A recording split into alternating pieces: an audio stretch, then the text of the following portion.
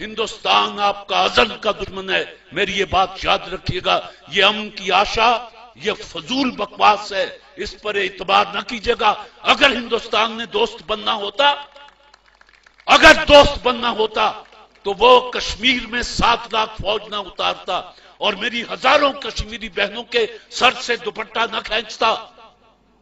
وہ آپ کا دشمن ہے، اس نے نفسیاتی طور پر بھی آپ کو مارا، ثقافتی طور پر بھی آپ کو مارا، اور اب بھی دہشت گردی پھیلا رہا ہے۔ آپ کے دریا خشک، آپ کی نہریں خشک، ٹیل پر پانی نہیں پہنچ رہا، آپ کی فصلیں نہیں ہو رہی۔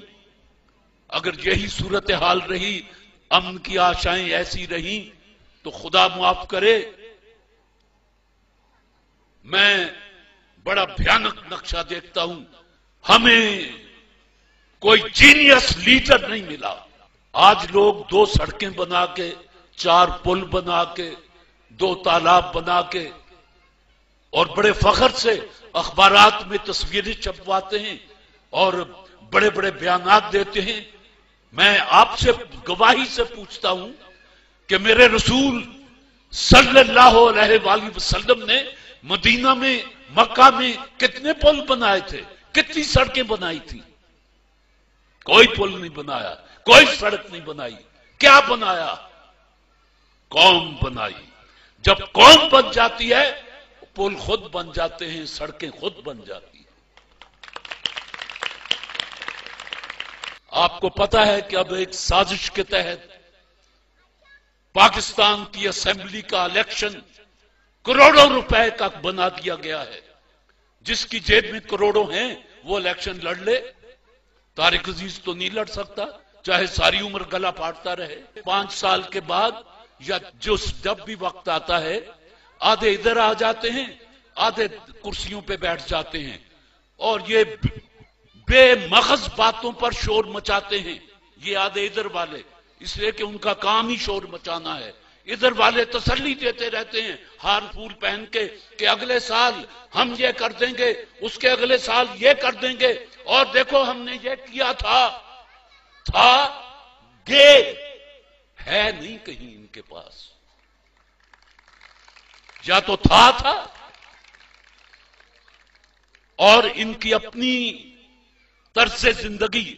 ہائے آج عطا اللہ شاہ بخاری یاد آتا ہے، اس کو جب کہا گیا کہ مسلم لیگ میں آ، اس نے ایک بات کہی، اور درویش کی بات کتنی سچی تھی۔ اس نے کہا جو لوگ اپنی یہ 2.5 من کی لاش پر اسلام نافذ نہیں کر سکتے، وہ یہ 15 کروڑ انسانوں پر اسلام نافذ کریں گے۔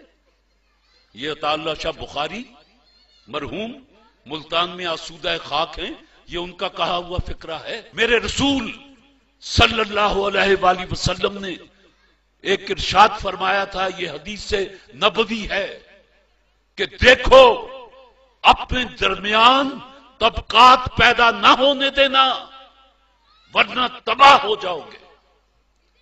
ہم نے لیاقت صاحب اپنے درمیان طبقات پیدا کر لیے، دولت کے اعتبار سے بھی۔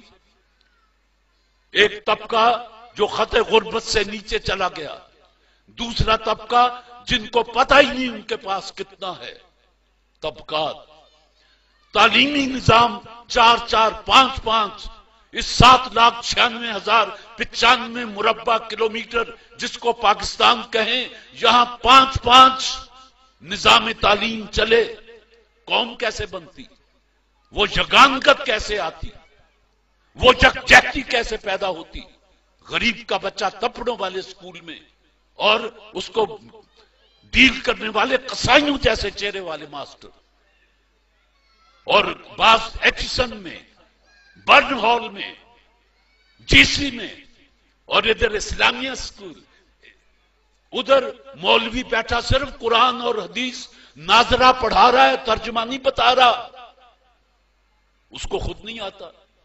یہ زبان سے لا الہ کہہ دینا، اقبال کہتا ہے کچھ نہیں، دل و نگاہ مسلمان نہیں تو کچھ بھی نہیں۔ تو جن کو پتہ ہی نہیں وہ کیا پڑھ رہے ہیں، تو اس سے زیادہ قرآن کی بے حرمتی آپ اور کیا کر سکتے ہیں کہ 5 وقت پڑھتے ہیں، کوئی پوچھے کیا پڑھ کے آیا ہے، آپ کہیں کہ یار قرآن پڑھ کے آیا ہوں. کیا پڑھا؟ قرآن. بے کیا سمجھا؟ کیا پایا؟ ثواب. اس میں لکھا ہوا کیا ہے؟ اللہ جانے. جیدی کتاب ہے وہ تو جانتا ہی ہے، اللہ جانے.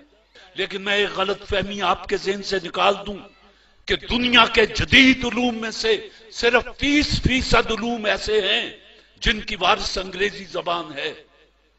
ایشیا کا کوئی ملک ایسا نہیں جس کی قومی زبان انگریزی ہو، لیکن 30% علوم ایسے ہیں جو انگریزی زبان میں ہیں، باقی جرمنی میں ہیں، فرینچ میں ہیں، چائنیز میں ہیں. آپ جرمنی میں جا کے انگریزی بولیں، وہ آپ کا منہ دیکھنے لگتا ہے جیسے ہمارا چک 37 کا بندہ ایسے بندے کا افسر کا منہ دیکھے جو انگریزی بول رہا ہو، وہ ایم کر کے دیکھ دے کہ بول رہے ہیں. پتہ چلا کہ ابتدائی تعلیم بچے کو اس کی مادری زبان میں دی جانی چاہیے. یہ UN کا تھیسس ہے، میرا نہیں. علم مومن کی گمشدہ میراث ہے. لیکن ایک بات کہہ دوں، اپنی زبانوں کے کو چھوڑ کر دوسری زبانوں کو اختیار کرنا یہ شاید زیادہ صحت مند نظریہ نہ ہو. آپ نظریاتی قوم ہیں، آپ کے لیے کوئی سرحد نہیں ہے. جہاں آپ نے زمین پہ پیشانی رکھ دی وہی مسجد بن گئی. جہاں آپ نے لا الہ الا اللہ محمد رسول اللہ کہہ دیا، وہ دنیا. ایک بچی نے کہا تھا کہ پہلا مسلمان کون تھا؟ پاکستان اس دن ہی بن گیا تھا جس دن ہندوستان میں پہلا شخص مسلمان ہوا تھا.